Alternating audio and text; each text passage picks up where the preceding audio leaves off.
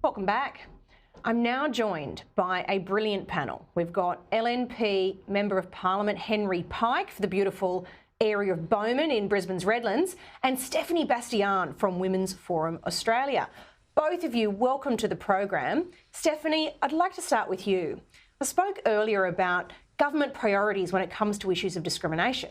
Well, it's recently come out that a councillor in Victoria has been ordered to apologise over remarks she made online that offended members of the LGBTQ+ community. One of her posts said, quote, "Predators are hiding behind the rainbow and using it as a shield to prey on children," close quote. Stephanie, what does this example tell us about the limits to free speech? Look, it's very concerning that you've got local council policing free speech. These comments were made on her private social media account, her private X account, not her public one as a councillor. I believe her full name wasn't even on that to identify her. It was just that one of her colleagues recognised it as being her profile. That colleague then referred her for an internal investigation, wasn't taken to the constituents who elected her in, it was taken to the council, and that she was then found guilty and ordered to apologise and then also undertake re-education.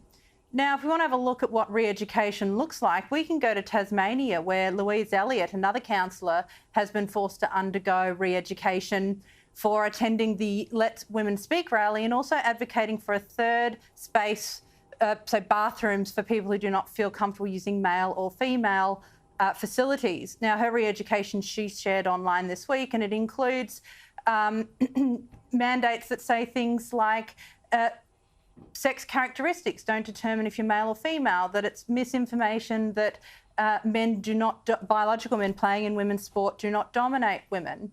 How have we got to the point where local council are forcing elected officials to undertake these courses and to force them to accept them as fact? I mean, this is all ridiculous. This is not factual, it's false information, and they're being forced to digest it, to be re-educated. So I think councils need to get back to looking after rates and roads and rubbish, and to get out of the gender politics. But it's very concerning that activists have got this far into a local government. It really does trouble me that any agency should have the right to tell a person that something they know to be fact is false. But we'll move to another topic. Another day, another native title claim, it seems. We recently saw an Aboriginal Land Council put in a native title claim on a $100 million chunk of land in one of Sydney's most affluent suburbs. And now there is a native title claim on 3,500 properties in the Redlands on Brisbane's beautiful Bayside. The claim covers 530 square kilometres.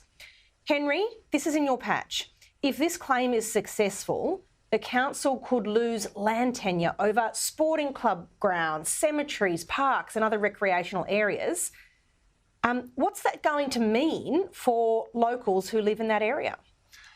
Well, it's a very good question, Amanda. Of course, 3,500 lots. This is everything from playgrounds. Even the council chambers are covered under the claim. It's a really significant, almost sort of existential threat to the council. There won't be much land left if this goes ahead. So it very much is of concern to the residents in my area. People are concerned about what it means, not just for their local playground, but also what it could mean for their sporting club and where their kids play sport. It's very much up in the air, and unfortunately we've seen the federal government take out the native title respondent funding scheme, which means the council can't access any public funds to try to defend against the claim. Meanwhile, the federal government's providing millions of dollars to the claimants to support them trying to claim these 3,500 lots. So let's just unpack that a bit more. Under the federal coalition, the funding that was provided to native title claimants was balanced by support for people who had to unexpectedly defend a claim, like the local council in the Redlands. You're telling us that that funding is no longer available for those who are defendants. That's right. Unfortunately, Dreyfus tried to cut it when he was first Attorney General, and now that he is Attorney General again, he's cut it completely.